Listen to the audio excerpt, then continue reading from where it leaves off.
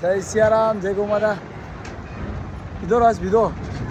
અમારા બહુચરાજીની અંદર જે કાયદેસર આમની જે સેવા કહેવાય, મતલબ જે આખા બેચરાજીને સાફ સફાઈ રાખવાનું કામકાજ આમનું છે. આ બધી આમને પણ સેવા જ કહેવાય. જે જ્યાં કચરો પડ્યો લોકો જે ત્યાં નાખી દે, તો આ બધું સાફ સફાઈનું કામ કરે છે. તો ખરેખર આમને પણ ધન્ય કહેવાય ને આમને પણ આપણે ઠંડો રસ પાવો પડે. ઠંડો રસ પીધો માસી? બીજો પીધો પીધો ને? બધા આવી ગયો ને? એટલે આપણું પણ કર્તવ્ય છે કે આમની આપણે નાની મોટી આવું ઠંડુ રસ થોડુંક નાનું મોટું સેવાની મદદ કરવી જોઈએ.